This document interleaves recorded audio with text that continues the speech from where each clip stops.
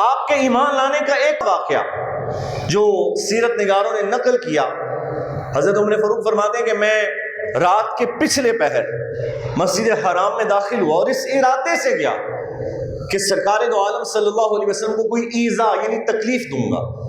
تو فرماتا ہے جب میں داخل ہوا تو سرکار دو عالم صلی اللہ علیہ وسلم نماز ادا فرما رہے تھے۔ کیا پڑھ رہے تھے؟ محبوب نماز ادا کر رہے تھے۔ تو فرماتے ہیں خیر میں کھڑا ہو گیا تو میں جب حضور کا کلام سننا شروع کیا، پڑھیے نا سبحان اللہ، کس کا کلام؟ اور حضور کس کا کلام پڑھ رہے تھے؟ بولو نا یار، آج ہمارے ہاں کوئی اچھا قاری قرآن پڑھے نا، اچھا قاری ہو تو سننے والوں کو بڑا مزہ آتا ہے، وہ کہتے ہیں جی دوبارہ پڑھیں، یہ آیت دوبارہ ہو جائے۔ تو غور کریں، اگر اچھا قاری قرآن پڑھے تو سننے والا جھوم جاتا ہے، تو جب وہ قرآن پڑھ رہے ہوں گے جن پہ رب نے قرآن اتارا ہے تو تب عالم کیا ہوگا، کیا مزہ ہوگا۔ اور وہ حضرت عمر فاروق سے پوچھئے نا کیا مزہ آیا۔ تو فرماتے ہیں جب میں نے کلام سنا تو میں اس کلام میں محو ہو گیا، تو میرے دل نے گواہی دی کہ جو قریش آپ کے بارے میں کہتے ہیں نا کہ شاعر ہیں، تو یہ بات سچی ہے کہ آپ شاعر ہیں۔ تو فرماتے ہیں ابھی میں یہ بات کہہ ہی رہا تھا کہ سرکار دو عالم صلی اللہ علیہ وسلم نے اگلی آیت پتہ کیا پڑھی؟ وما هو بقول شاعر، پڑھیے نا سبحان اللہ۔ فرماتے ہیں میرے دل میں خیال آیا کہ یہ کیا ہیں؟ شاعر ہیں۔ تو جب یہ خیال میرے دل میں آیا تو میرے محبوب نے اگلی آیت یہی پڑھی، وما هو بقول شاعر، یہ کسی شاعر کا قول نہیں ہے۔ فرماتے ہیں جب حضور نے یہ آیت پڑھی تو میں ڈر گیا اور میں نے کہا پکی بات ہے کہ یہ نجومی بھی ساتھ ہی ہیں۔ بولے نا یار، اب ظاہر ہے میرے دل میں کوئی بات ہو آپ فوراً جان لیں تو میں تو یہی سمجھوں گا نا کہ یا تو اس بندے کو پہلے سے پتا تھا یا پھر یہ نجومی ہے۔ رات کا وقت ہے، پتہ ہی نہیں پیچھے کون ہے، لیکن حضور جو بات دل میں آئی وہی کلمات ارشاد فرما دیے۔ تو فرماتے جب میں نے یہ کہا، دل میں سوچا کہ یہ نجومی ہے، تو میرے محبوب کریم صلی اللہ علیہ وسلم نے اگلی آیت پڑھی، وَلَا بِقَوْلِ كَاهِنٍ، یہ کسی نجومی کا قول بھی نہیں ہے۔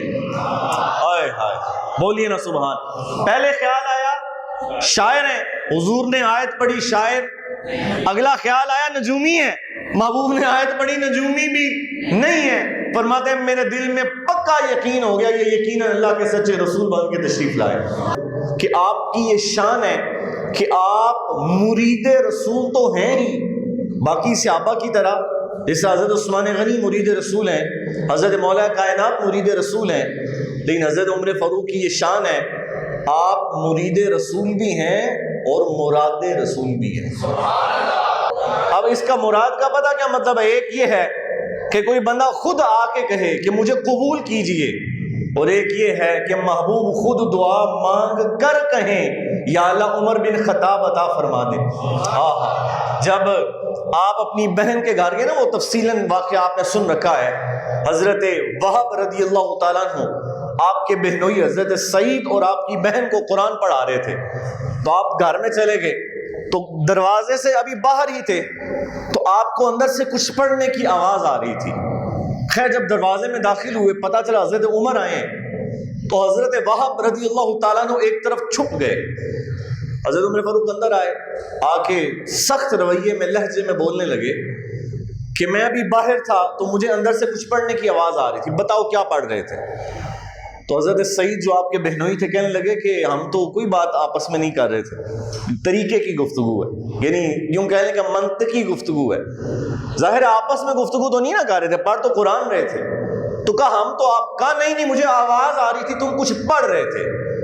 تو انہوں نے جب انکار کیا تو حضرت عمر فاروق رضی اللہ تعالیٰ عنہ نے ان کو مارنا شروع کر دیا، اور اتنا مارا کہ حضرت سعید رضی اللہ تعالیٰ عنہ کے منہ سے خون بہہ نکلا۔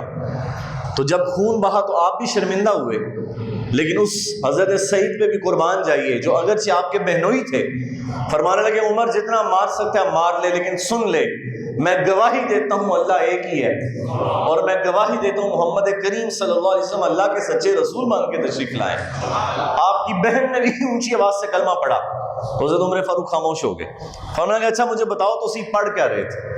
تو آپ کی بہن نے کہا کہ یہ جو کلام ہم پڑھ رہے تھے نا، اس کلام کو ہر بندہ نہیں پڑھ سکتا.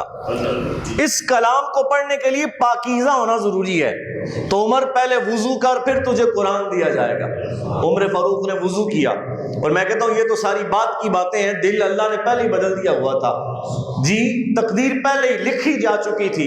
ابھی آپ نے پڑھنا شروع کیا تو حضرت وہب رضی اللہ تعالیٰ عنہ باہر تشریف لائے اور فرمانے لگے, عمر مجھے یقین ہے کہ اللہ نے میرے محبوب کریم صلی اللہ علیہ وسلم کی دعا کو تیرے حق میں قبول فرما لیا ہے. تو حضرت عمر فاروق کہنے لگے, کون سی دعا قبول ہوئی ہے؟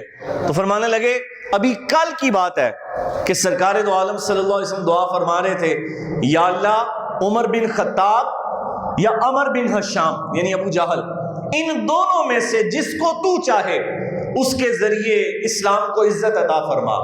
تو عمر مجھے یقین ہے اللہ نے تیرے حق میں اس دعا کو قبول فرما لی ہے.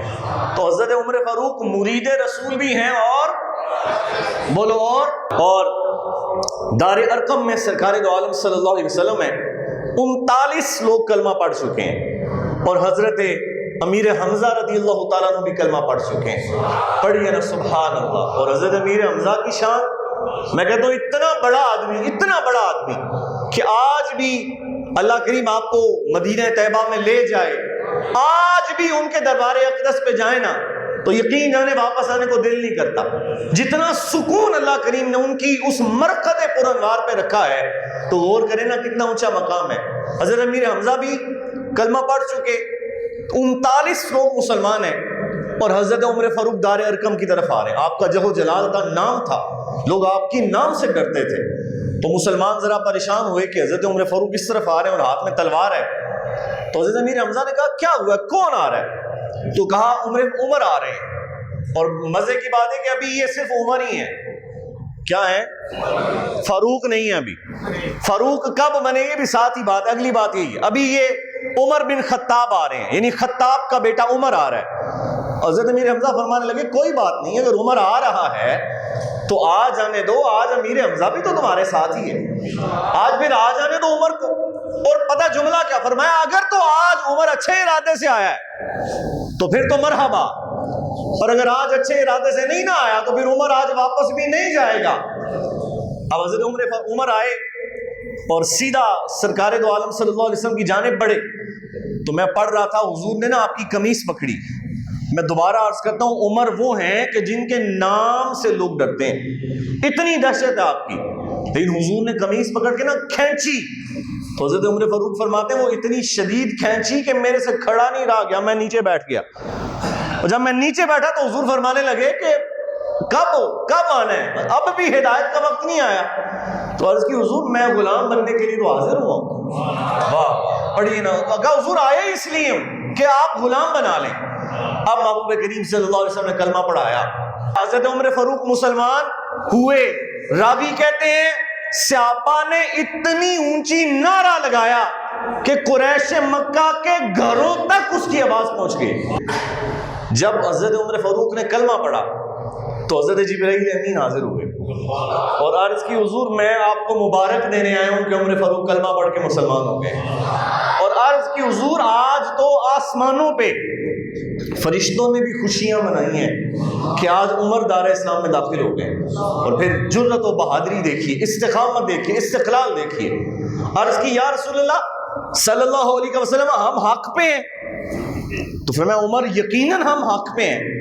تو عرض کی حضور پھر آج سے ہم نماز کعبے کے سامنے ادا کریں گے. واہ, کہاں ادا کریں گے؟ ملنا میں کہاں ادا کریں گے؟ اور یہ وہ زمانہ ہے کہ جب کہ مسلمانوں پہ بڑی سختی ہے, پابندی ہے, ہر لحاظ سے سختی ہے. لیکن حضرت عمر کہنے لگے حضور اگلی صف میں حضرت امیر حمزہ کو کھڑا کریں, پچھلی صف میں عمر کو کھڑا کریں, اور پھر دیکھیں کس کے دم ہے اتنا کہ جو آ کے آپ کو ہاتھ بھی لگا سکے. اب یہ صحابہ کا کتنے صحابہ 40 میں حضرت عمر فاروق اب نکلے نا باہر, اور قریش مکہ دیکھ کے حیران ہو گئے کہ ان میں اتنی جرت آ گئی ہے کہ یہ مسلمان یہاں تک آ گئے ہیں. لیکن جب آگے حضرت امیر حمزہ کو دیکھا اور پیچھے نظر پڑی تو عمر فاروق بھی آ رہے ہیں. بولو نا یار کیا حال ہوا ہوگا. اتنا ہی حال سن لیجئے کہ حضرت عمر فاروق خود فرماتے ہیں کہ جب میں نے کلمہ پڑھا نا تو کلمہ پڑھنے کے بعد میرا خیال آیا کہ کنوں دساں, بات نہیں سمجھے آپ, ہوتا نا بندے کے دل میں کہ جب ہدایت مندہ کہتا ہے کہ یار میں سوچ رہا تھا کہ کس کو بتاؤں جو سب سے تگڑا آدمی ہے، ٹکر کا بندہ ہو، کہ جس کو میں جا کے بتاؤں تو اس کو تکلیف پہنچے۔ تو فرمانے لگے میں نے لوگوں سے پوچھا کہ ویسے تو پتہ ہی تھا، لوگوں سے بھی پوچھا تو لوگوں نے کہا ابو جہل سب سے زیادہ اس وقت بڑا تگڑا آدمی ہے۔ فرماتے میں سیدھا اس کے گھر چلا گیا، جا کے دستک دی تو اس نے کہا کون ہے؟ کہا عمر بن خطاب۔ تو کہا بانجے آؤ، یعنی وہ آپ کو بانجا کہتا ہے، تو اس نے کہا بانجے آؤ۔ میں آنے کے لیے نہیں آیا، میں بتانے کے لیے آیا۔ کہا کیا بتانے آیا؟ فرمانے لگے میں نے حضور کا کلمہ پڑھ لیا ہے، میں نے دین اسلام قبول کرے۔ تو اس کا اگلا جملہ پتہ ہے کیا ہے؟ کہتے ہیں اس نے زور سے دروازہ بند کر کے کہا کہ یہاں سے چلا جا۔ حالانکہ بدماش آدمی ہے، پورا تڑلے والا آدمی ہے، لیکن یہاں بھی تو حضرت عمر فاروق رضی اللہ تعالیٰ عنہ کی ذات۔ فرماتے ہیں میرا دل پھر بھی ٹھنڈا نہیں ہوا۔ میں نے کہا اب کسی ایسے بندے کو بتانا چاہیے جو بندہ ہر بندے تک بات پہنچا دے۔ تو فرماتے ہیں میں نے لوگوں سے پوچھا کہ کیڑا بندہ ہے جنہوں گال پچدی نہیں؟ بولیں تو صحیح، جس طرح ہمارے ہاں بھی آپ تکیہ چوک میں کھڑے ہو کے کوئی بات کر دیں تو سلامت پورے میں پھیل جائے گی کہ نہیں؟ بول نہیں رہے آپ، پتہ آپ سب کو ہے، پھیل جائے گی نا؟ بولیں تو صحیح، پھیل جائے گی۔ تو کہنے لگے میں ایسا بندہ ڈھونڈ رہا تھا کہ جس کو بتائی جائے تو پھر کسی اور کو بتانے کی ضرورت ہی نہ پڑے۔ تو لوگوں نے کہا جمیل بن معمر ایک آدمی ہے، اس کو اگر بات پتا چلے نا تو سمجھو سب کو چل گئی۔ فرماتے ہیں میں ڈھونڈتا اس کے پاس گیا اور میں نے کہا تمہیں پتا میں کلمہ پڑھ لیا؟ پڑھیے نا سبحان اللہ، پڑھیے نا سبحان اللہ۔ فرماتے ہیں اس نے میری بات سنی تو دوڑ لگا دی، یعنی وہ کھڑا، اتنا اس کو مسئلہ تھا کہ وہ کھڑا بھی نہیں ہوا، اس نے دوڑ لگا دی اور سب صنادید قریش کو جمع کرتا ہے جو جہاں ملے اسے کہ عمر نے کلمہ پڑھ لی، عمر نے کلمہ پڑھ لی ہے۔ اور میں کہتا ہوں روایات بتاتی ہیں جس کو خبر ملتی جاتی تھی لگتا تھا جیسے مر گیا کہ عمر کلمہ پڑھ گئے، عمر فاروق کلمہ پڑھ گئے۔ یہ وہ بات تھی جس کے بعد سرکار دو عالم صلی اللہ علیہ وسلم نے آپ کو فاروق کا لقب عطا فرمایا۔ اس سے پہلے صرف عمر تھے اور اب کیا ہو گئے؟ فاروق۔ فاروق کا کیا مطلب ہے؟ حق اور باطل میں فرق کرنے والا۔ فرمایا یہ وہ عمر ہے کہ جب دار اسلام میں داخل ہوئے تو آپ نے حق کو حق کر کے دکھایا اور باطل کو باطل کر کے ثابت کیا۔